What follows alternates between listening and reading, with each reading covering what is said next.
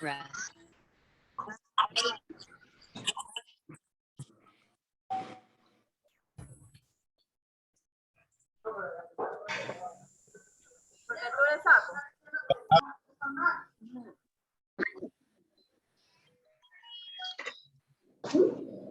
¿Qué?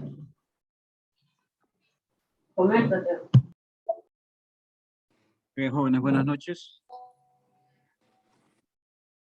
Buenas noches. Buenas noches. Buenas noches, ¿cómo están? Muy bien, vamos a continuar trabajando con lo que ayer se nos había quedado. A ver, ayer habíamos comenzado a revisar lo que eran los 10 principios de la actividad económica, perdón, los 10 principios de la economía, ¿no? Esto.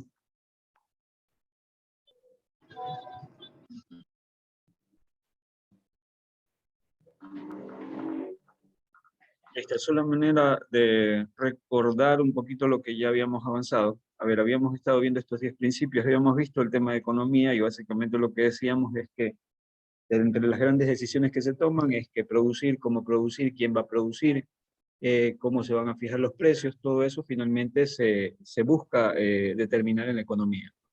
Y en función de eso, habíamos visto esta relación también que hay entre la sociedad y la escasez, entendiendo de que la sociedad, generalmente conformada por seres humanos, busca satisfacer necesidades que son ilimitadas con recursos que son escasos.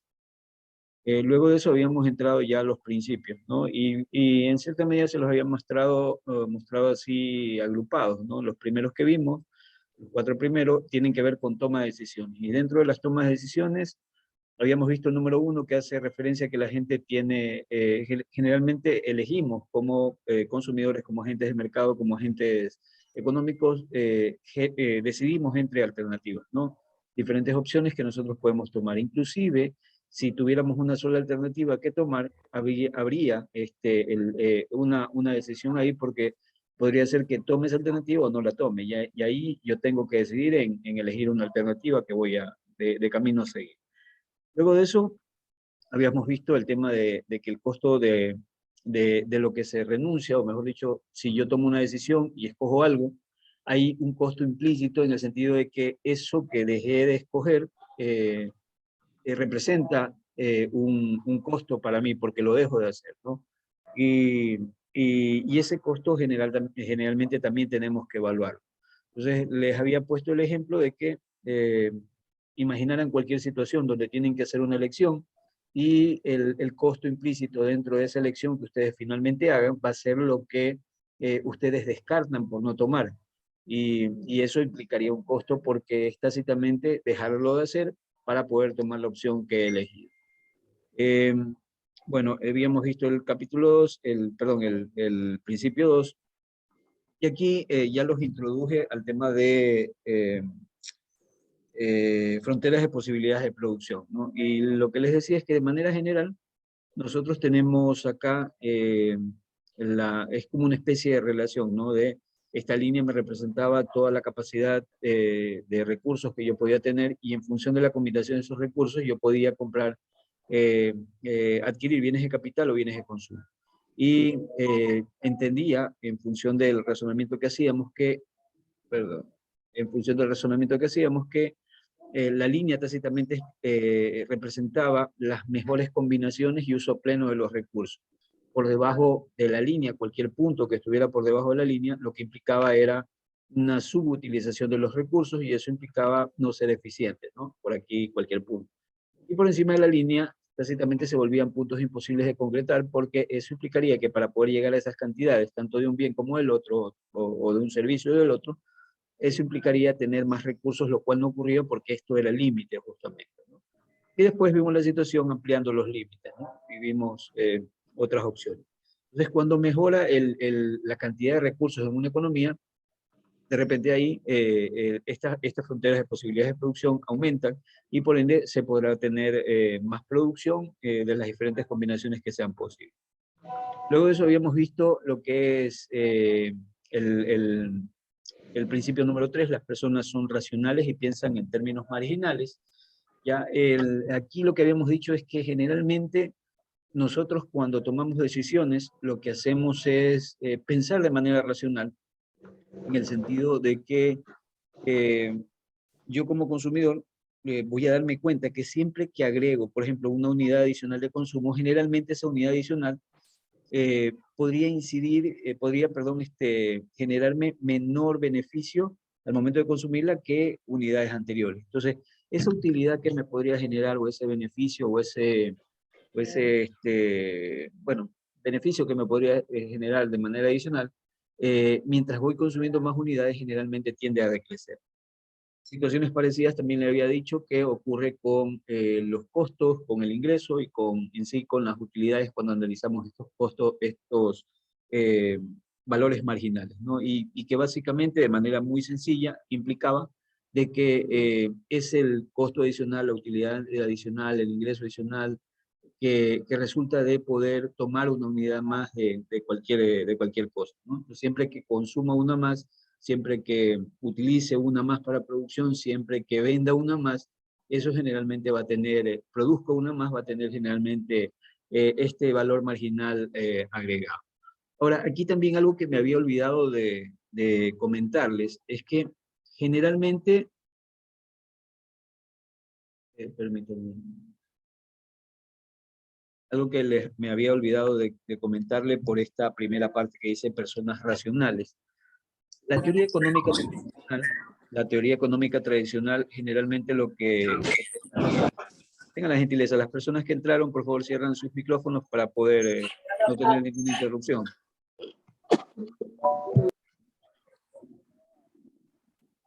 Ya, lo que les decía, lo que es de apellido Bravo, la persona que tiene abierto el micrófono, por favor, si lo cierre, me ayuda. Lo que les mencionaba era que, a ver, estaba en el tema de las personas tienen pensamientos racionales, ¿no? La teoría económica tradicional asumía que los seres humanos tomábamos siempre las mejores decisiones en función de la totalidad de la información y que podíamos procesar toda esa información. Actualmente hay una línea de la economía que se conoce como la economía conductual. Esta economía conductual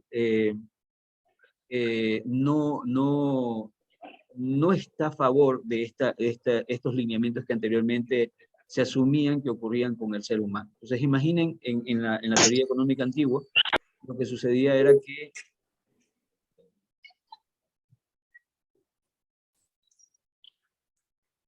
en la teoría económica antigua lo que sucedía era que yo asumía que el consumidor siempre tomaba la mejor decisión, siempre tenía a disposición toda la información y siempre podía procesar toda esa información.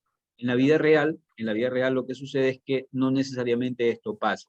Y eso básicamente es la base de lo que se considera actualmente como economía conductual. Esta forma de pensar asume que, o piensa, o postula que usted como consumidor no siempre va a tomar las mejores decisiones, ¿ya? Inclusive se hicieron pruebas y justamente se identificaba la mejor opción en función de ciertas condiciones, y lo que sucedía era que los sujetos no tomaban la mejor opción que se presentaba. Ahora, dentro de eso, dentro de este tema también se suponía que el sujeto tenía a disposición toda la información. Y eso en la vida real tampoco ocurre.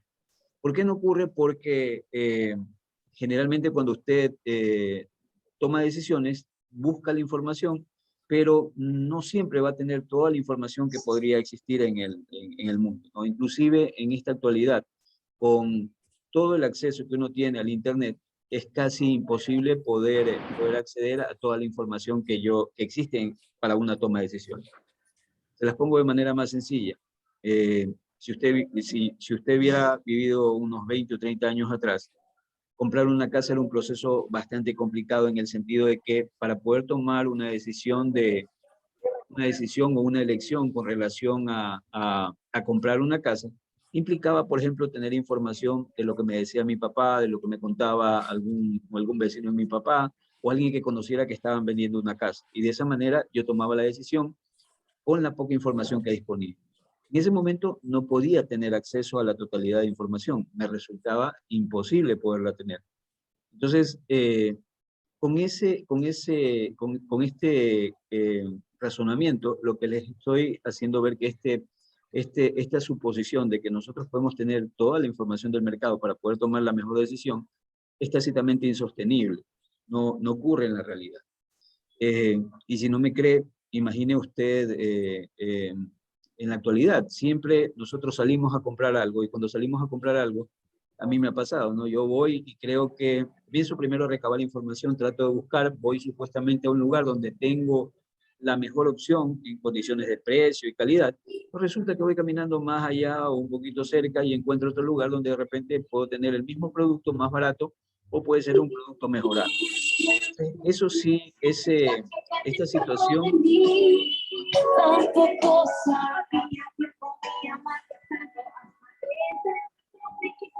en realidad considero un irrespeto que tengan abierto esto. No sé qué persona me está prestando atención. Por favor, me abren las cámaras, señor.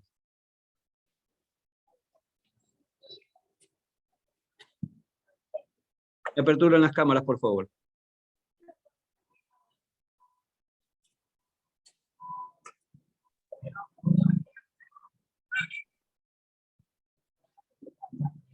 A ver, yo les dejo algo en claro, no por el hecho de que esto sea un proceso que lo estamos llevando de manera virtual, ustedes pueden comportarse como de manera desordenada.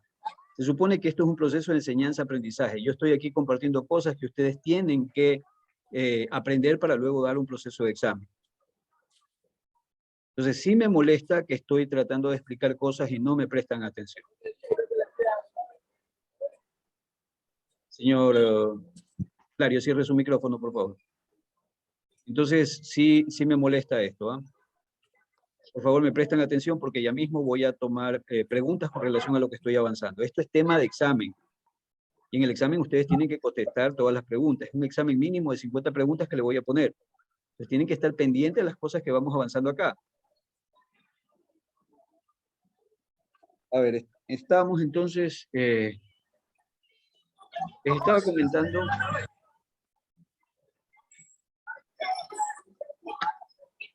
Candelario, nuevamente le estoy pidiendo, cierre el micrófono, por favor, o colóquese en un lugar donde no le estén interrumpiendo.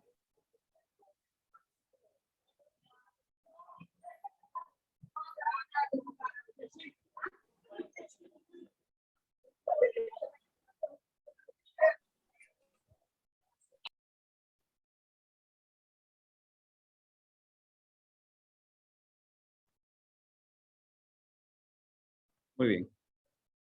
A ver, les estaba mencionando o estábamos conversando con relación a a este punto que les decía que generalmente se piensa que el ser humano toma las mejores decisiones y esas decisiones son generalmente de tipo muy racional. Y en función de eso, les decía también que actualmente hay una línea de la economía que no va en contra de este pensamiento de la teoría económica tradicional. Y hace los siguientes razonamientos. Primero, que generalmente nosotros podemos estar frente a la mejor decisión, pero no necesariamente tomamos la mejor decisión. Generalmente frente a alternativas, lo más probable es que tomamos una decisión, pero científicamente está probado de que si evaluamos previamente cuál es la mejor, no necesariamente todos nos decantamos por tomar la mejor decisión. ¿Ya? Y hay otras cosas que influyen, como el hecho del el acceso a la información para la toma de decisiones. La teoría tradicional asumía de que nosotros podíamos tomar toda la información o teníamos a disposición toda la información que existía en el mercado. Pero en la vida real se puede ver de que no existe toda la información a disposición. Y eso nos limita a nosotros con relación a esta toma de decisiones. Entonces, no voy a tomar la decisión solamente con la información que está disponible. Yo les estaba poniendo un ejemplo, les estaba presentando un ejemplo, donde les decía que por ejemplo, ustedes iban y recababan información y compraban algo, ¿no? Y a más de uno nos ha pasado que a veces pensamos que hemos tomado la mejor decisión, que teníamos toda la información para tomar la decisión de compra, pero resulta que vamos a otro local y encontramos el mismo producto y puede ser hasta más barato y con mejores condiciones o hasta con promoción. Y eso es lo que generalmente nos pasa, por el hecho de que no tenemos a disposición toda la información para poder tomar estas decisiones, ¿ya? Y si adicionalmente tuviéramos toda la información a disposición, el hecho de procesar toda esa información lo vuelve en un elemento, en una situación casi muy difícil, ¿no? Casi muy difícil de que ocurra. Entonces, tener toda la información y procesarla es otro problema que generalmente se presenta con el ser humano.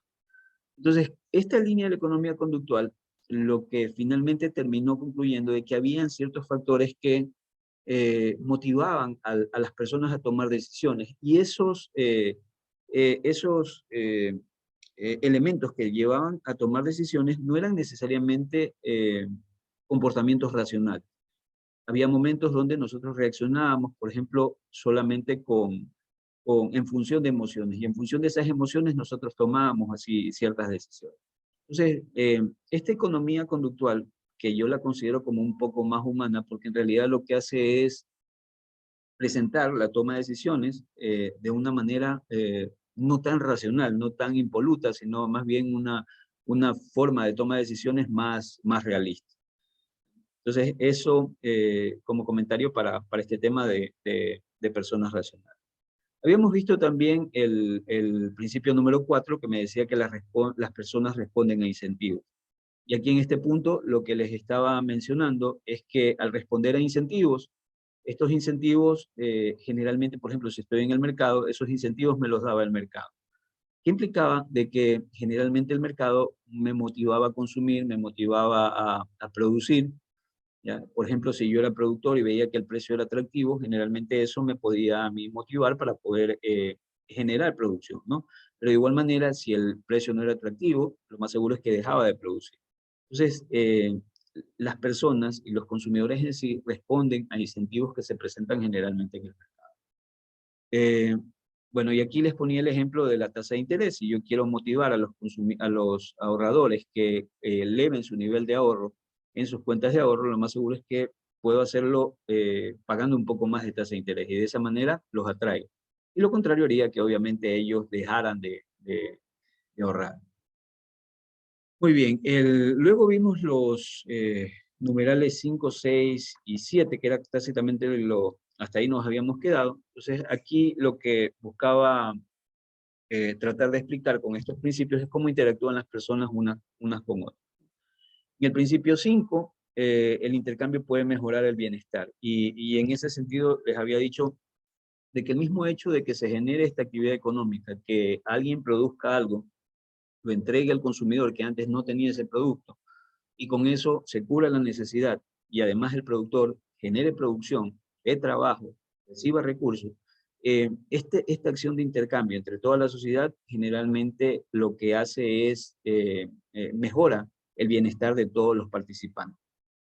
Entonces, este también es un principio a considerar, que estas actividades de intercambio que se generan como resultado de la propia interacción del mercado, genera un bienestar para toda la sociedad. Y les ponía como ejemplo un TLC, ¿no? Un TLC les había dicho que era un tratado de libre comercio que se firma entre partes, y la lógica de ese TLC es que las partes mejoren su situación comercial, ¿no? Y la lógica también que prima aquí es que un país le entrega a otro cosas que generalmente no tiene, y recibe de ese otro país también producción que no tiene. Pero siempre cuidando no generar daño para los países intervinientes. Lo más común es ver que nosotros firmamos TLCs con países europeos, con países, en este caso con Norteamérica, ¿ya? Pero siempre previo a tomar la decisión de qué cosas cómo va a ser ese proceso de intercambio, siempre se tiene que analizar hasta dónde puede llegar ese intercambio, porque de lo contrario podría afectar de manera negativa a la producción nacional, más que nada del país más pequeño que podría estar firmado.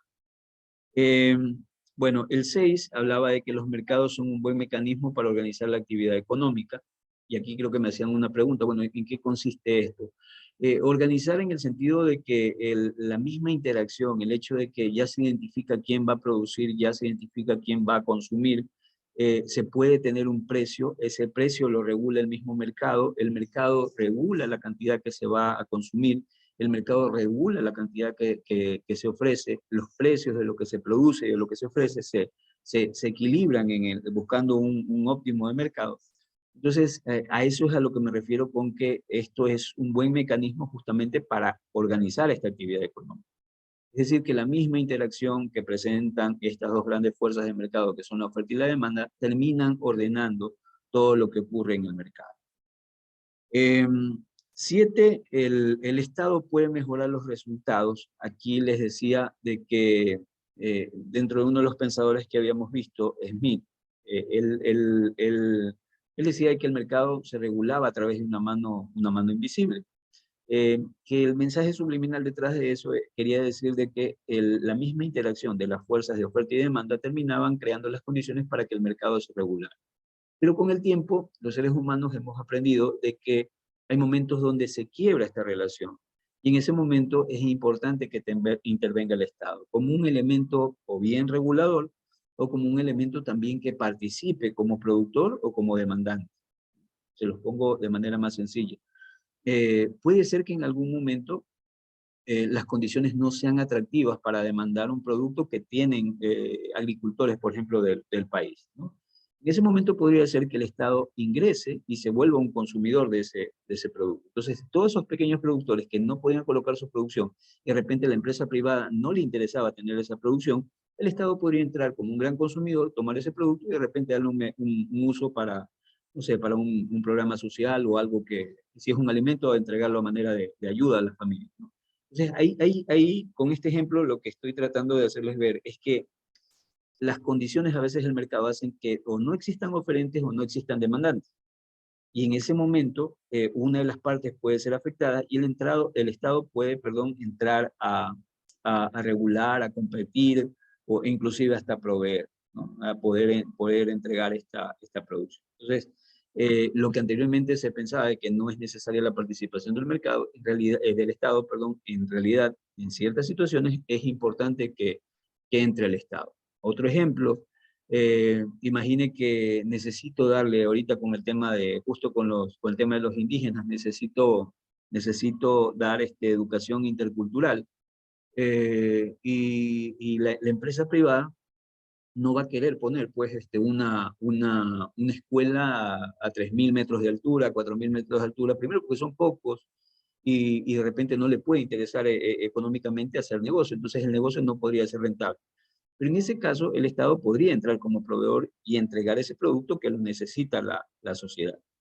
Ejemplos como ese, repito, son los que tratan de dar sentido a que el Estado, es interesante que el Estado participe porque se reconoce su papel como regulador, como proveedor, como consumidor de productos dentro del mercado y puede ayudar al dinamismo del mercado.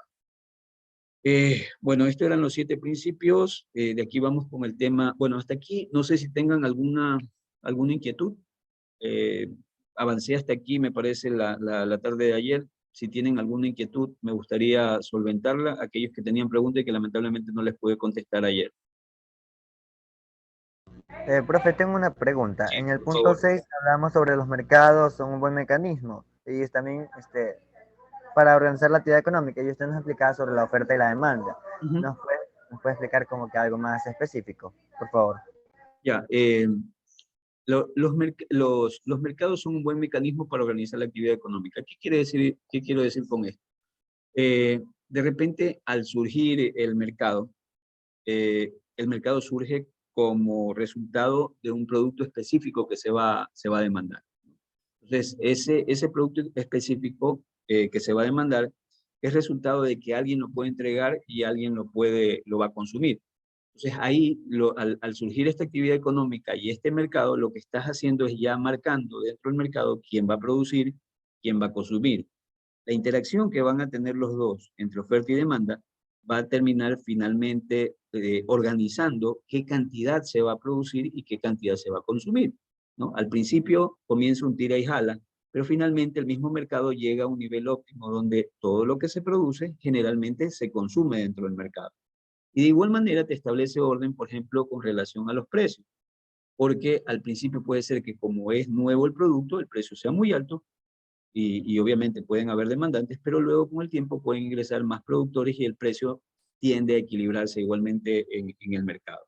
Eso me refiero con el orden, un mecanismo para organizar, en este caso, la interrelación entre los agentes económicos. ¿Se comprende? Sí, muchas gracias. Okay. ¿Algún otro punto? ¿Alguien más que tenga alguna pregunta con relación a estos 7 puntos que hemos revisado? Bueno, avanzando entonces en el tema, ahora tenemos los puntos 8, 9 y 10. Entonces, las fuerzas y tendencias que afectan a la economía como un todo. El nivel de vida de un país depende de la capacidad para producir bienes y servicios. Eso es lógico. Eso está dado por lo que nosotros podemos leer en libros y podemos ver las realidades de cada país. Es decir, que aquellos países que obviamente generan producción van a poder tener un mayor nivel un mejor nivel de vida de sus ciudadanos, ¿no? Se los pongo más sencillo para que lo puedan comprender. Hay un indicador macroeconómico que se llama el Producto Interno Bruto per cápita. El Producto Interno Bruto per cápita, en palabras sencillas y cristianas, significa que si yo tomara toda la producción que genera la economía en un año y toda esa producción la dividiera para toda la población que existe en ese año, desde un niño que recién nace hasta un anciano que ya está listo para irse al otro lado, pero que está registrado en ese año como un ser vivo. Entonces, si tomo toda esa población y a esa población yo tomo la producción o la riqueza que se generó en un año y la divido de manera equitativa, eso viene a ser el Producto Interno Bruto per cápita. Es como de repartir, si tomáramos toda la producción del año y la repartiéramos para cada ciudadano. Si ustedes cuando vean macro van a ver este indicador y van a ver que el PIB per cápita en el Ecuador está alrededor de los 6.000, creo que no llegamos a los 7.000. Si no me equivoco, no llegamos a los 7.000 dólares, ¿no? Es decir, que si dividíamos toda la riqueza que generó el Ecuador en un año, más o menos nos tocaría a cada uno como 6.000, 7.000 dólares. Ahora, recuerden que el per cápita es resultado de tomar la producción, ¿no? Es decir, todo lo que se produjo en un año. Ahora, si yo tomo el per cápita de Estados Unidos, el per cápita de Estados Unidos está por alrededor está por arriba de los 40.000 dólares. Entonces, imaginen, un ecuatoriano con un per cápita de 6.000 y un norteamericano con un per cápita de 40.000. ¿Cuál es la lógica y por qué ellos tienen mayor per cápita? La lógica es sencilla de entender. Ellos producen más, ellos inclusive tienen producción mucho más elaborada que lo nuestro. Nosotros vendemos los guineos en cajita, nosotros vendemos el cacao en pepa, nosotros vendemos el camarón sin mayor procesamiento, pero ellos en cambio toman ese guineo, toman ese cacao, toman ese camarón y le dan un valor agregado, lo procesan, le dan algún tipo de valor añadido. Y al hacer eso, generalmente lo que hacen es aumentar los ingresos que van a recibir por ese producto que va a vender. Y no solamente producen eso, producen una serie de cosas y muchas de las cosas que producen tienen que ver con cuestiones tecnológicas. Se va a Japón, en Japón la misma lógica va a haber, a pesar de que los japoneses no tienen tantos recursos naturales como nosotros, pero ellos intercambian o venden mucha tecnología. Y su per cápita va a estar en función de esa venta de productos tecnológicos. Y al ser productos tecnológicos, obviamente tienen un valor, un precio mucho mayor comparado con una producción muy básica. De este punto, lo que les dice es que el nivel de vida de un país depende mucho de la capacidad de producción. Si lo llevo como, lo comparo como que fuera una persona, si tú te sacas el aire trabajando en un año, haces diferentes actividades y estudias, y cada vez que estudias tú te puedes preparar más y puedes ya comenzar a dar un conocimiento más, de mayor nivel, y por eso te pagan más. Obviamente, mientras más te esfuerces y mejoras la generación de producción, cada año vas a tener un mejor nivel de vida. Si eso lo llevamos a nivel país, ocurre exactamente lo mismo. Si nosotros seguimos produciendo el cacao, el bananito, cosas sin producción, sin mayor valor agregado, lo que va a suceder es que nuestro nivel de ingresos no va a mejorar. Pero si producimos nuevas cosas, si les damos valor añadido, si de repente también producimos tecnología, obviamente que nuestros ingresos van a mejorar. Si nosotros produjéramos el petróleo, sacamos el petróleo y lo procesáramos aquí y vendiéramos derivados a otros países, eso implicaría de que nosotros deberíamos tener mejores ingresos que venderlo, obviamente, solamente como petróleo.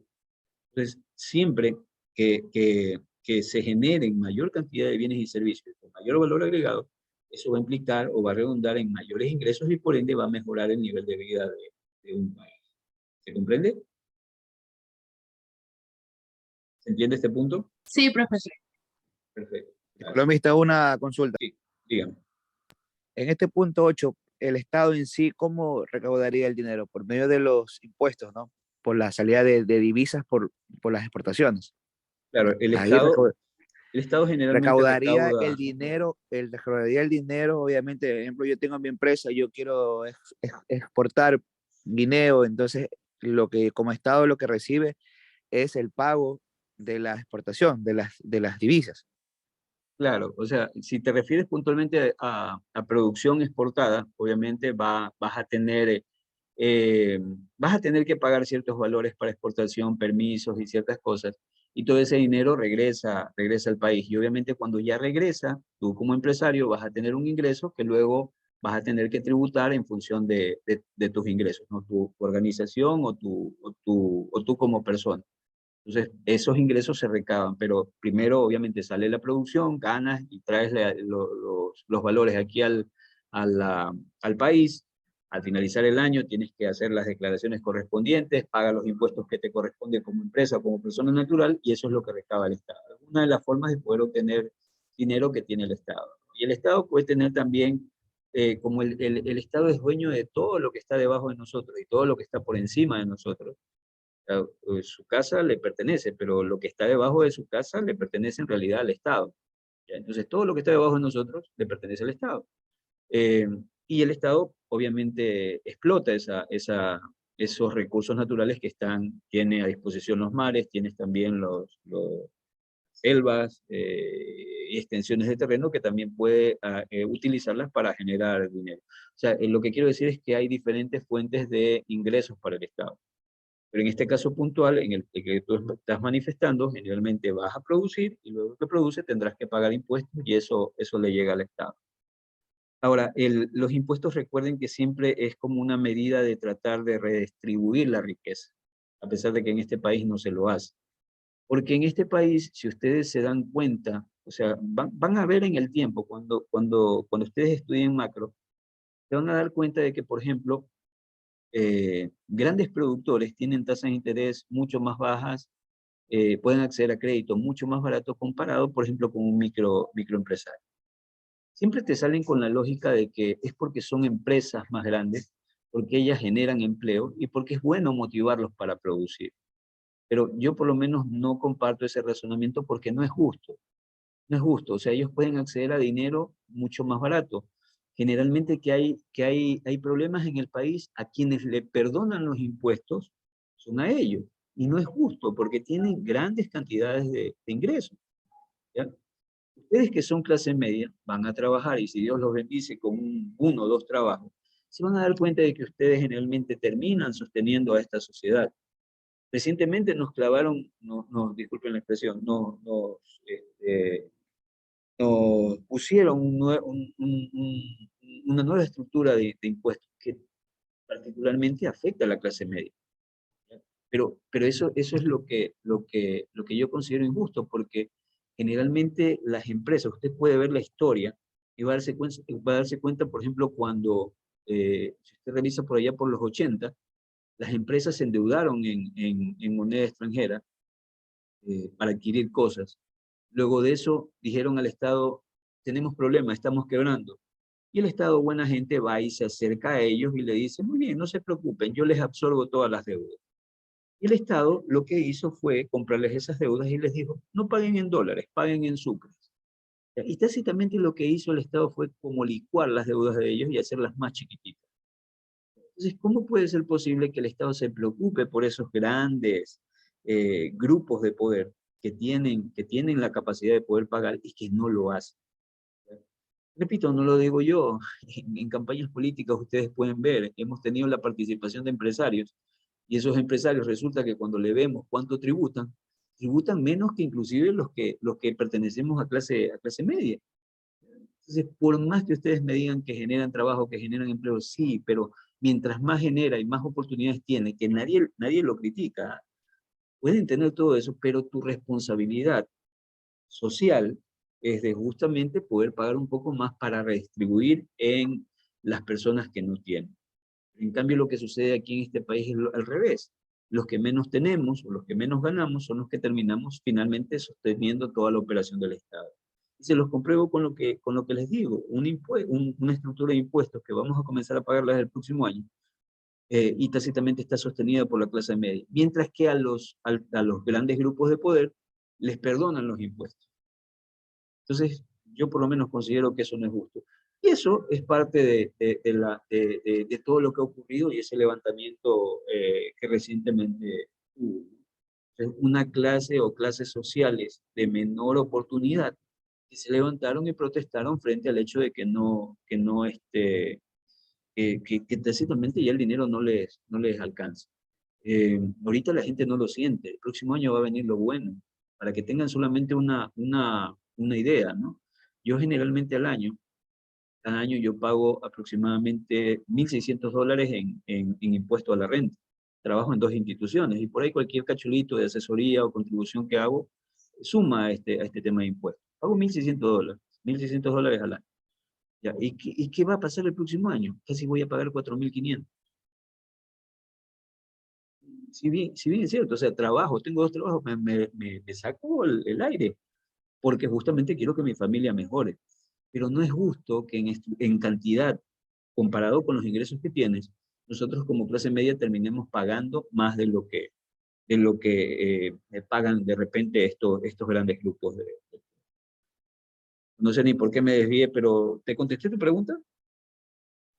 Sí, sí, está claro. Igualmente, retomando lo que usted comenta, obviamente las personas que están en el Estado, obviamente ellos son los que van a ganar, porque sencillamente ellos son los dueños de las empresas. Ellos prácticamente lo que tratan es evadir el fisco y generar, obviamente pueden generar ellos empleo, pero ellos obtienen más ganancias porque sus impuestos no los pagan. Así de sencillo. Claro, y finalmente el Estado termina perdonando todo esto. Ustedes pueden ver los millones y repito, no crean lo que les digan, generalmente investiguen las cosas que les dicen. Y van a terminar dándose cuenta de que es la realidad. Los grandes grupos de poder finalmente dicen, ¿sabes qué? Estoy en problema, la economía va mal y necesito que nos ayude. Y papá Estado recurre y les perdona. ¿Cuándo en la vida nosotros, como clase media o clase baja, nos han perdonado impuestos? No nos perdonan nada.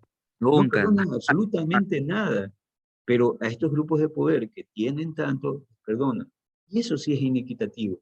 Les decía, bueno, recuerdo que entré a comentarles este tema porque el principio de los impuestos, yo no sé si ustedes ya han visto en alguna materia este tema, pero la lógica de los impuestos es justamente que sean un elemento de redistribución de la riqueza, para que aquellos que más tienen ingresos puedan proporcionar a los que menos tienen ingresos.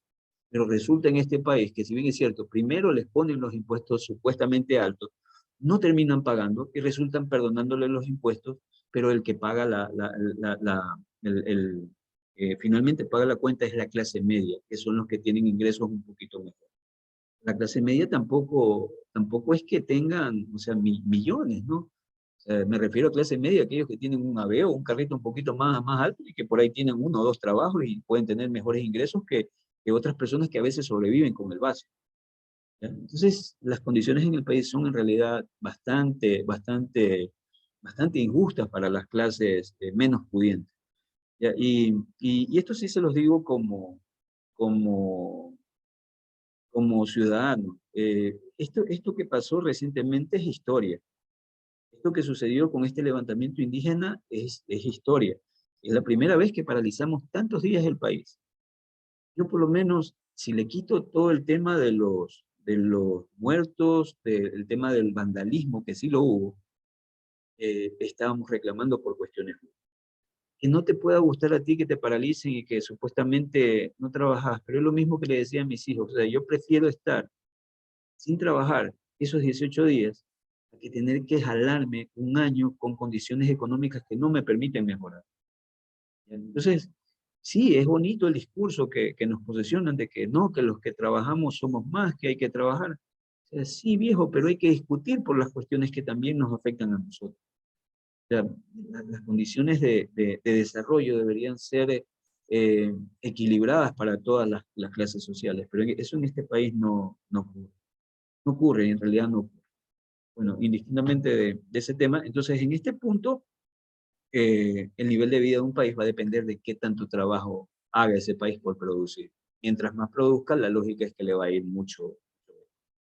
Eh, bueno, y en el caso de los países también va a depender, ¿no?, de lo que puedan encontrar. Yo recientemente estaba viendo de que un país, me parece un africano, había descubierto un yacimiento de oro que tácitamente era el doble de lo que actualmente, la cantidad de oro el doble de la cantidad de oro que actualmente está circulando. Es decir, que si ellos cogieran y explotaran esa cantidad de oro que está en ese territorio y lo lanzaran al mercado, el precio del oro cae bárbaramente, ¿no? Y eso sería una afectación tremenda al precio del oro. Por supuesto. Distribuiría mucha riqueza. Entonces, ¿qué es lo que va a pasar? Les aseguro, les aseguro, y poco más por no dárselo firmado, es que ahí va a ocurrir una guerra, ahí va a haber un levantamiento. Y como siempre, los salvadores del mundo van a llegar ahí con sus ejércitos y van a tomar control de él. Y se los digo, no para explotar el oro, sino más bien para mantenerlo bajo tierra, porque mientras lo mantengan bajo tierra, eso quiere decir de lo que actualmente está circulando sigue teniendo valores altos. Porque si lo sacaran a circulación y todo eso lo pasaran por la misma situación de mercado, al haber mucho de un producto, ¿qué era lo que ocurría? Baja el precio. Pero es un tema interesante. Yo por eso hoy día veía un meme donde citaba un país, que nunca me gusta nombrarlo, pero dice, bueno, aquí va a ser una nueva guerra porque tenemos que pelear por los derechos de este país. Y ahí sí se acuerdan de pelear por esos países. Bueno, estábamos en la 9, ¿no? Dice, los precios suben. Ah, ya, este es la 9, los precios suben cuando el gobierno imprime demasiado dinero. Recuerden esto, si bien es cierto, nosotros, yo no sé si llamarle la dicha, en realidad, ustedes quizás no lo han vivido, los que somos de los 80, 70 para atrás, nosotros sí vivimos todavía el tener moneda propia. Y, y el problema estaba, si usted estudia un poquito la historia de su país, se va a dar cuenta, la historia económica de su país, usted se va a dar cuenta que en algún momento el Estado, cuando tenía necesidades de dinero para poder pagarle a los maestros, para poder que acá parece que está inestable el tema de conexión de internet. ¿Hasta qué parte me escucharon? Profe, estaba hablando sobre que el gobierno, está hablando sobre un gobierno, pero yo no sé realmente Ah, porque no le escuché una parte. ya. Lo que Hablando sobre el poder de la guerra, el negocio de la guerra que hay, de las ventas de las armas, por el yacimiento que encontró en ese país el oro y se puede armar otra guerra. Y ese es el nuevo ya, mercado. Ese es ya, el nuevo perfecto. mercado. Este punto 9 Guerra. no me escucharon, ¿verdad? De este punto 9. ¿Escucharon nada? No, Bueno, ya, en el punto 9 me dice que los precios suben cuando el gobierno imprime demasiado dinero. Yo les decía que ustedes tienen la dicha de haber nacido en un país que no tiene moneda propia. ¿Por qué les digo dicha? Porque nosotros cuando teníamos moneda propia, lo que somos del 80, 90, del 70 para atrás, 80, 70, nosotros teníamos en ese tiempo moneda propia. ¿Y qué era lo que pasaba? Que el país, por ejemplo, el Estado, cuando necesitaba plata para pagar a los maestros, el Estado simplemente lo que hacía es abrir su maquinita, activar su maquinita de impresión de dinero, imprimía dinero y entregaba ese dinero. Ahora, recuerden siempre lo que les digo, que el dinero es como un bien. Si yo percibo que un bien existe en gran cantidad en un mercado, simplemente lo que va a suceder es que voy a considerar que vale menos. Pero cuando comienza a escasear, obviamente considero que vale más. Si yo inyecto gran cantidad de dinero en la economía, lo que va a suceder en primera instancia es que ese dinero que está ahí me va a servir o les va a servir a las personas para poder consumir más cosas. Y eso, en cierta medida, lo que va a hacer es hacer subir también los niveles de precio. Es decir, que si se inyecta dinero, la gente tiene dinero, compra cosas, y si compra cosas, lo más probable es que eso afecte en los niveles de precio. Entonces los precios pueden subir. Pero también va a haber un proceso donde parte de ese hecho de que las cosas cuesten más es por el hecho de que la misma economía entiende de que hay demasiado circulante y ahora yo le exijo mayor cantidad de unidades monetarias por un producto que antes me entregaba menor unidades de dinero.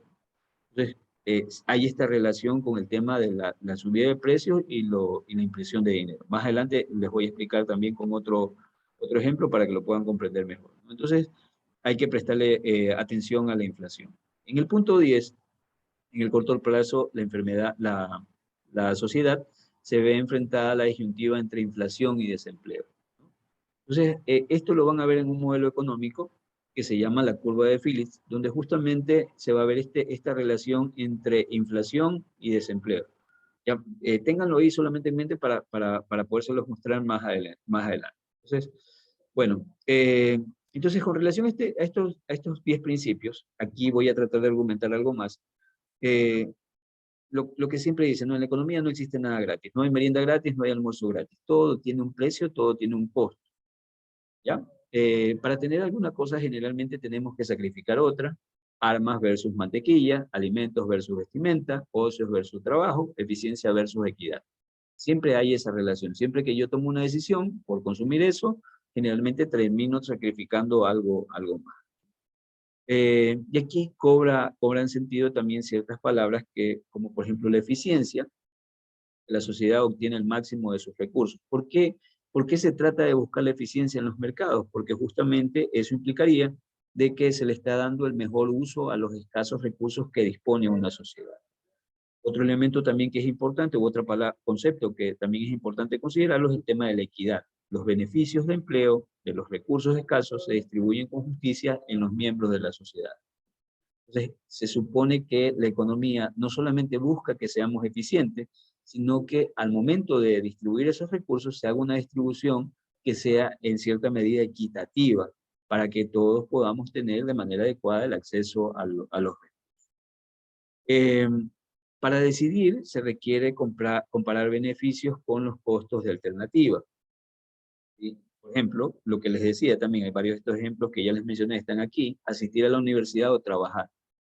Usted, lo más seguro, bueno, ustedes, yo creo que la gran mayoría trabaja y además estudia, porque generalmente esa es la particularidad de los estudiantes de esta universidad, ¿ya? Pero si usted no trabaja, no hay ningún problema, está estudiando, pero aquellos que, hay sujetos a veces que tienen que elegir o entre bien estudiar o bien trabajar.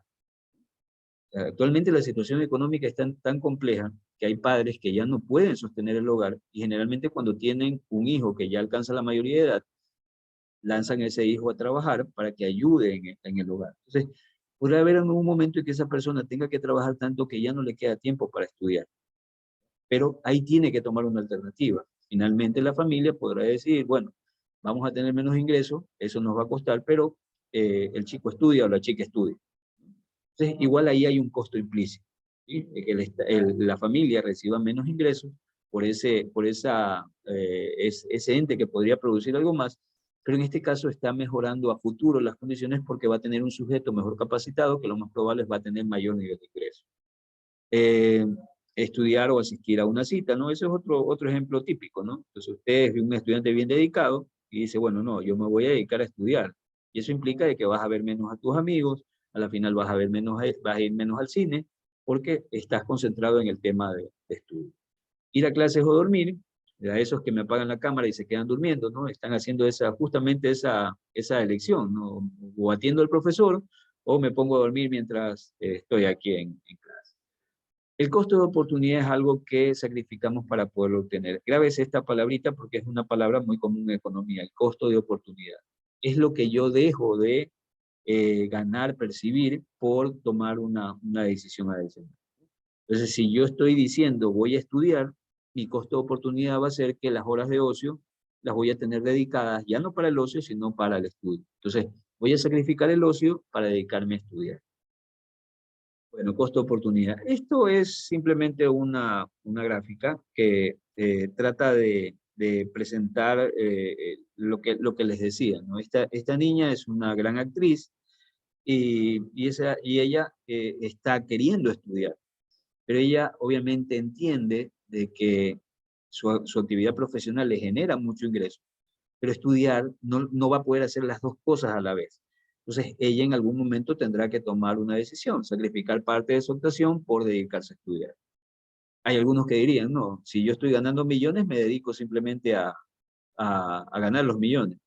Pero, aunque ustedes no lo crean, hay seres humanos que aprecian mucho el mejorar su nivel de conocimiento y entre ellos están ustedes porque por eso están aquí sentados. Ya, no es tan solo cuestión de dinero, sino también mejorar o crecer nosotros como seres humanos adquiriendo conocimiento. Y es el caso de la señorita. Bueno, esto también, repito, todo lo que estoy viendo, lo que les estoy mostrando es para complementar lo que anteriormente les presentaba. Los cambios marginales son pequeños cambios o cambios incrementales para ajustar un plan de acción. La gente toma decisiones comparando los costos y los beneficios que generalmente se obtienen de manera marginal. Entonces, si se generan costos marginales mayores, lo más seguro es que esa unidad adicional no me representaría tomarla. Si se generan ingresos adicionales, marginales mayores, lo más seguro es que ahí sí me conviene producir una unidad más. A eso se refiere este tema de los cambios marginales. Los cambios marginales en costos y beneficios motivan a la gente a reaccionar. Las decisiones por una alternativa frente a otra se producen cuando los beneficios en el margen de la alternativa elegida son mayores que los costos en el margen.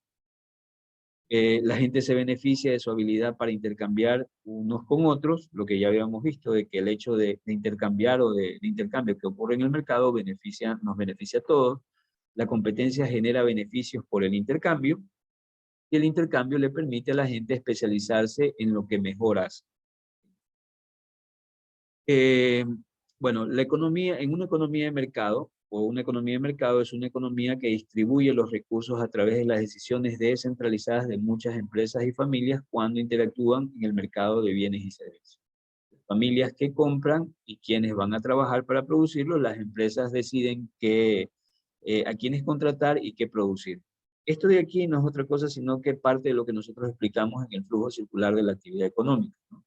Y que justamente, si ustedes recuerdan lo que era el flujo no es otra cosa sino que la gráfica de estas interacciones que ocurren en un mercado entre los agentes económicos. Bueno, aquí nos mencionan nuevamente a un personaje que ya habíamos conocido, que era Adam Smith, y Smith observó que las empresas y las familias actúan en el mercado como guiados por una mano invisible. En cristiano, lo que está diciendo ahí Smith está hablando metafóricamente, como que existe una mano que guía todo, que en realidad esa mano está dada por la interacción y que finalmente esa interacción genera ese comportamiento propio del mercado buscando las mejores condiciones para él. ¿Qué más tenemos? Así también se presentan ciertas fallas del mercado, y recuerden que cuando hay esas fallas del mercado es interesante que el gobierno actúe. ¿Por qué decíamos esto? Porque podrá suceder que en algún momento producir no sea atractivo, y en ese momento el Estado puede entrar a producir y entregar un bien o servicio que la gente necesita. Por ejemplo, seguridad, ¿sí? O educación o salud. Podrían haber escenarios donde no es rentable para una empresa privada dar estos servicios, el Estado entra a producir. Y asimismo como consumidor de ciertas cosas, ¿no? Si de repente hay un exceso de producción de algo, esa producción el Estado lo puede mandar con la finalidad de poderles entregar dinero a quienes están produciendo eso y de esa manera ayudar a la economía y ayudar a ese mercado. Y aparte también el hecho de que el Estado regula las condiciones de los participantes del mercado. ¿Ya? Entonces, dentro de esas fallas de mercado está el tema de una externalidad, que es el impacto sobre el bienestar a tercero de las acciones de una empresa o de una familia. Externalidad es como una consecuencia de, eso implica una externalidad. A veces hay externalidades positivas o hay externalidades negativas, ¿ya? Por ejemplo, estoy construyendo una carretera, ¿sí? Y una externalidad positiva puede ser que debido a que esa carretera pasa por una población que antes era poco conocida, ahora esas personas pueden, en función de la carretera, pueden producir más. ¿Cuál podría ser una externalidad negativa o una consecuencia negativa de la construcción de esta carretera? Por ejemplo, el hecho de que tiene que pasar por una zona que anteriormente era un área reservada, era un área natural reservada. Pero se evalúan estas externalidades, lo positivo y lo negativo, finalmente para que se genere el bien mayor en quienes están participando. El poder del mercado, la capacidad de una empresa o una familia para influir indebidamente en el precio del mercado. Eso también puede suceder.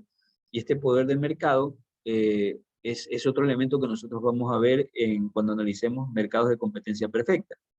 Porque el poder del mercado está en función de cuántos participantes hay en el mercado. Si hay muchos, el poder se diluye. Si hay pocos, por ejemplo, un monopolio, el poder está concentrado en uno solo.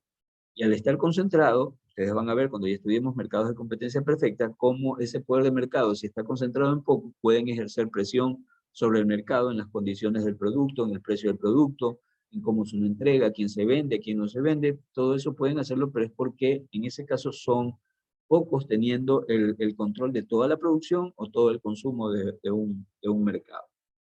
El nivel de vida puede ser medido en diferentes maneras, comparando los ingresos personales, como yo les decía, por ejemplo, si comparamos los per cápita entre países, y comparando el valor de mercado de la producción nacional.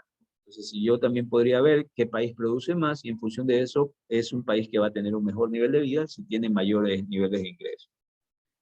Casi todas las variaciones en los niveles de vida se explican por diferencias en la productividad de los países. Productividad es la cantidad de bienes y servicios producidos por hora por trabajador.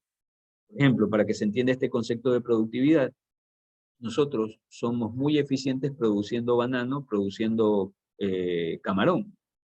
Y eso no es coincidencia, sino que es resultado de tantos años de venir llevando a cabo esa producción, comparado con otros países que no tienen el mismo rendimiento por hectárea o no tienen los mismos costos que tenemos nosotros, que pueden ser más baratos que ellos. Entonces, y obviamente mayor producción, que también esa producción va a estar en relación a la posición geográfica que nosotros tenemos y que nos permite tener de repente una tierra que es más productiva comparado con la que tienen otros países. Pero está relacionado también el tema de productividad, y eso positivamente o negativamente puede influir en los niveles de ingreso de un país. Ya, esto también revisamos. La inflación es un incremento generalizado de los precios. Recuerden que siempre que escuchen inflación, tiene que ver con el aumento de los precios. Una causa de la inflación es el incremento de la cantidad de dinero. Es fácil de entender porque si aumenta la cantidad de dinero en algún lugar, la gente tiene plata, y si tiene plata, ¿qué es lo que va a hacer? Demandar productos. Y si aumenta la demanda de productos, lo lógico es que el precio suba. Si no hay mucho de ese producto, el precio va a subir. Si no, recuerden lo que nos pasó con la demanda de huevos que hubo en esta semana. Comenzó a escasear el producto y el precio se fue a las nubes. 7, 8, 10 dólares por una cubeta de huevos que generalmente estaba por 3,5 o 3,80. Cuando el gobierno genera grandes cantidades de dinero, el valor del dinero cae. Es decir, que cuando un país imprime demasiado dinero, el valor del dinero cae. Y lo que antes, por ejemplo, si yo tenía un celular y lo compraba en 100 unidades monetarias, si el Estado imprime más moneda y mete a circular, puede ser que ahora, dependiendo de la cantidad de moneda que se meta, ahora tenga que ya no utilizar ya no requerir las 100 unidades monetarias, sino que ahora me van a pedir más unidades monetarias por el mismo bien. Para que usted lo comprenda mejor, es lo que les pasó a los venezolanos. El Estado comenzó a imprimir dinero y finalmente, debido a que la gente perdió confianza en el Estado, en el aparataje estatal, la moneda comenzó a devaluarse. Entonces ahora necesitaban más moneda para comprar lo que antes compraban con menos unidades monetarias. Y llegaba a este punto que les decía, este es el modelo, uno de los modelos que justamente relacionan la inflación y el desempleo. Generalmente esto se relaciona a través de lo que se conoce en economía como la curva de Phillips. La curva de Phillips hace una relación entre la inflación y el desempleo. ¿Cuál es la lógica? De que cada vez usted tiene, o mejor dicho, un país tiene que decidir en tener niveles más altos o más bajos de inflación, y eso puede repercutir en niveles más altos o más bajos de desempleo. Generalmente la relación es inversa, es decir, que cuando la inflación cae, lo que sucede es que el desempleo aumenta. Y cuando el desempleo baja, generalmente la inflación sube. Les explico por qué esta relación, ¿ya? Recuerden ustedes que la inflación es el aumento de los precios, ¿sí? Entonces, para que la inflación suba, lo que sucede es que la gente debería estar trabajando. Las empresas deberían estar produciendo. Recuerden, o mejor dicho, miren un país que está creciendo. Si crece, las empresas están produciendo. Si están produciendo, contratan gente, y si contratan gente, la gente tiene trabajo y tiene plata. Y si la gente tiene plata, ¿qué es lo que va a hacer? Consumir. Es decir, que cada vez que el país tenga mayores niveles más bajos de desempleo, lo que va a suceder es que la inflación va a subir. Y nuevamente repito la lógica. Si hay menos desempleo, quiere decir que la gente trabaja. Si están trabajando, tienen plata. Si tienen plata, consumen. Y si consumen, la inflación se va para arriba. Es decir, baja el desempleo, pero sube la inflación. En el caso contrario, si la economía no le va bien, las empresas comienzan a cerrar. Si cierran, despiden gente. Si despiden gente, la gente no tiene plata. Y si no tiene plata, la gente, ¿qué es lo que va a hacer? Va a consumir menos. Es decir, que cuando el desempleo aumenta, lo que va a suceder es que la inflación baja. ¿Por qué ocurre esto? Repito, porque al estar mal la economía, las empresas despiden, hay más gente desempleada, sube el desempleo, pero lo que sucede con los niveles de precios es que bajan porque esta gente que ya no trabaja, no tiene dinero y no puede mandar y por ende los precios comienzan a caer. Y esto obviamente ocurre y se regula en el largo plazo, pero parte todo del corto plazo. ¿Se comprende lo que mencioné o fue...? Me gustaría que me hagan preguntas con relación a lo último más que nada. ¿Se entiende? Profe, Sí. tengo una duda. Usted dijo que al bajar la inflación subía el desempleo. ¿Qué relación tiene ahí? No entiendo, pero así en corto plazo. También A ver, mira, puede ser a largo plazo. en el largo plazo todo tiende a estabilizarse. En el corto plazo generalmente ocurre esto.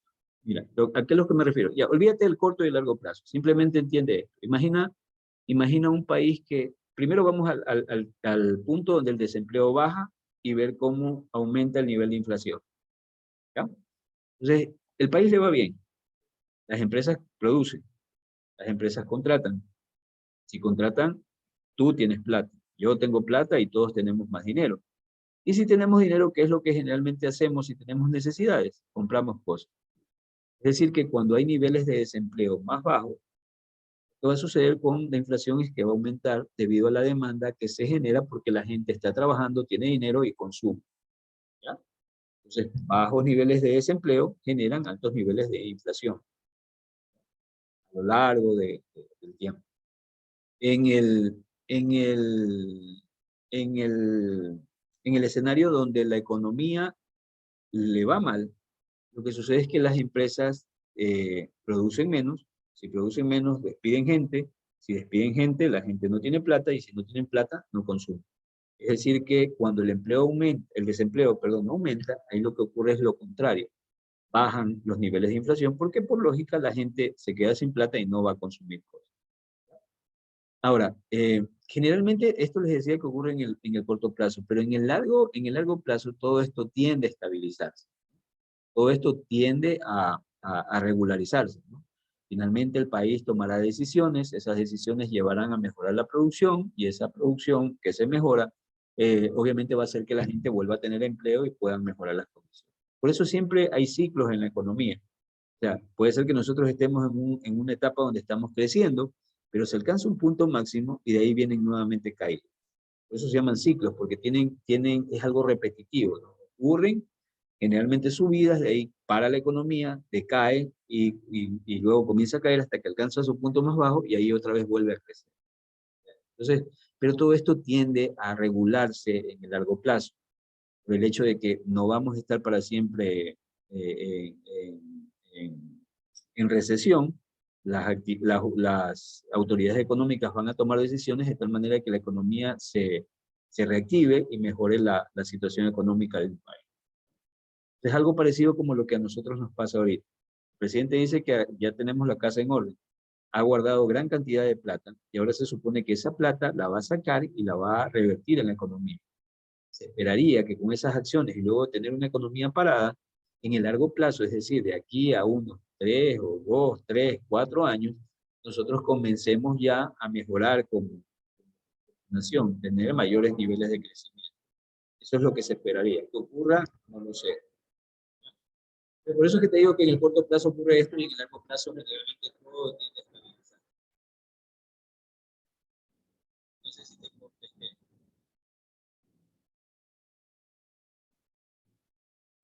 No se le escucha. Se le escuchó lo último. No, le preguntaba que si quedó claro lo que les mencioné. Es que ahí, acá, ustedes saben, en la universidad pasan aviones, estamos cerca del aeropuerto y se escucha ese ruido. Eh, traté de aclararte el tema de inflación y desempleo. No sé si te quedó claro o quieres hacerme otra pregunta. No, para nada, está claro. Muchas gracias. Ya. Con relación a lo anterior, ¿alguien que tenga alguna duda? Me gustaría poderlo ayudar. De todas las majaderías que hemos visto en esta noche, algo que no hayan comprendido que quisieran que les repita.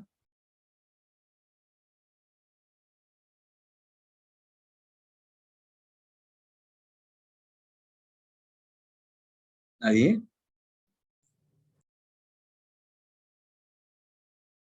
Listo. Muy bien. Profe, Sí, buenas, dime. no es una pregunta, sino que decía la compañera Melissa aquí, dice que si por favor la puede aceptar. A ver, ¿dónde están ellos? Yo también antes le escribí, profesor, porque mi compañera Bravo se le fue el internet lamentablemente y me pidió de favor que le dejara ingresar, pero no sé si Ya, van a ya ingresar. están habilitados. Están ingresando ahorita. Ya, muy bien. ¿Alguna otra inquietud? ¿Alguna duda? ¿Se entienden los 10 principios de economía? Bueno, ya que no me preguntan, yo les voy a preguntar en el día del examen. Bueno, pueden ver que estamos avanzando con bastante material. Luego de esto vamos a ver una diapositiva más, ya la próxima clase, que lo que busca es tratar nuevamente, esta diapositiva tiene como sentido amalgamar, unir todos los conceptos que anteriormente ya habíamos revisado. Y tenemos que ver una diapositiva más que se llama cómo pensar como economista, que también es como un complemento a lo que ya estamos viendo y que va a tratar de unir estos conceptos. A ver, les había pedido a ustedes que hicieran una investigación, no la voy a requerir ahorita, la voy a requerir para la próxima clase, pero necesito que la hagan. Les había pedido que comiencen a investigar sobre mercados de competencia perfecta.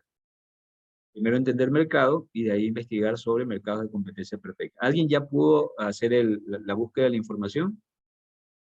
¿Han podido encontrar algo?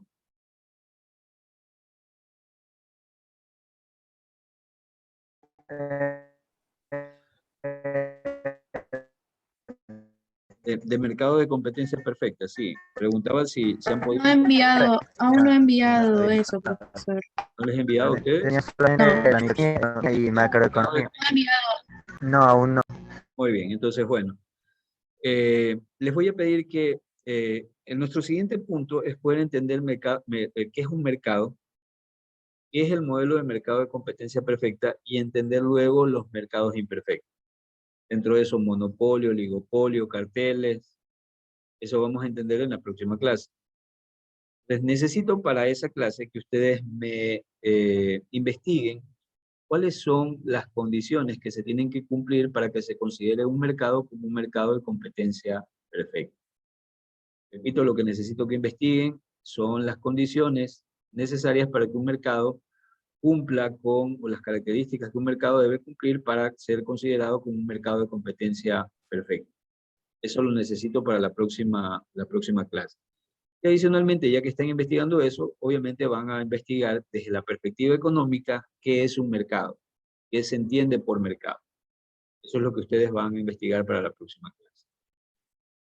De acuerdo, nos vamos a quedar hasta aquí. Solo permítanme pasarle asistencia para registrar la asistencia y terminamos la noche.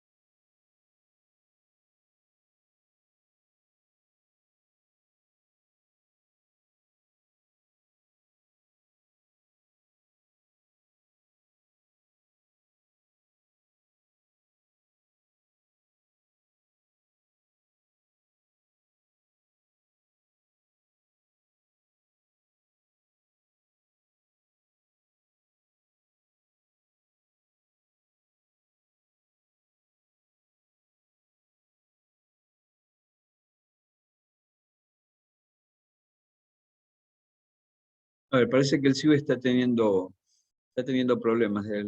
temprano estaba queriendo ingresar, pero no puedo ingresar. En todo caso, bueno, tendría que ponerle asistencia a todos los que han participado, y con eso nos quedaríamos hasta aquí. Si no hay ninguna inquietud con relación a esto, la última vez que pregunto, si alguien necesita que le explique algo, me gustaría poderle ayudar. ¿Tiene No, alguna profe, inquietud? solo quiero que si me puede por favor repetir del deber. Es que en el último no le... Ya. Lo que yo necesito es que tú investigues cuáles son las condiciones que debe cumplir un mercado de competencia perfecta. Y obviamente para poderlo entender, necesitas primero investigar qué es un mercado, desde la perspectiva económica.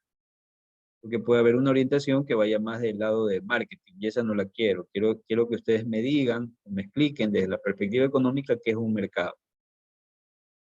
¿Ya? Y una vez, y tan pronto tengas ese concepto de mercado, lo que te pido es que escales un poquito más y analices lo que es el modelo de competencia perfecta, o un mercado de competencia perfecta. ¿Ya? Y lo que ustedes van a encontrar son características que cumplen estos mercados. Lo que quiero es que las lean, las razonen, y una vez que razonen esas características, las traigan acá al aula para poderlas discutir y conversar. De ahí vamos a ver también, o a razonar sobre los mercados de competencia imperfecta. Profesor, otra pregunta. Esta investigación sí la realizaríamos como, o sea, en Word para después Todo subirla lo que les he en... mandado, ustedes lo van a subir a la plataforma. Ustedes, Ay, ya, lo que les digo es que tienen que tenerlos ya hechos. Yo simplemente les habilito y les doy la oportunidad para que los puedan hacer. No dejen acumular los trabajos. Ustedes hacen sus trabajos, los suben. ¿Sí? Entonces me envían sus trabajos. Yo lo que hago es pasarlo por el detector de plagio, que inmediatamente les identifican si alguien, por ejemplo, la señorita Bravo me dice a mí, Miguel, toma, ahí tienes el documento, cópialo y simplemente inclínale la letra para el otro lado y no te preocupes porque no va a leer. Pero al pasarle por el antiplagio, simplemente lo que va a suceder es que va a identificar que el archivo tiene una raíz ya conocida y obviamente se va a eliminar ambos, tanto el que peca como el que motivó a pecar. ¿Ya? Entonces van a ser eliminados ambos. Eso quiere decir de que no estén copiando sus trabajos. Háganlo ustedes y suban su trabajo, y más que les va a servir el trabajo que se les ha mandado para recordar los temas que estamos tratando. Bueno, eso. Nuevamente les pido disculpas por no haber regularizado el tema de aula, y espero ya este fin de semana poder tener todos los videos que nosotros hemos tenido, y organizar el aula en función de esta nueva materia, ¿no? de microimagen. Eso. Listo, si no hay ninguna pregunta, ninguna inquietud, nos quedaríamos hasta aquí. Fue un gusto verlos y espero que nos podamos ver la próxima semana. Pasen bien y buenas noches. Si no hay preguntas, me despido. ¿De acuerdo? Ninguno. gracias. A ustedes gracias. Dejen poner Gracias. corazoncito que no es amor. Tranquilos. Pasen bien. Buenas noches.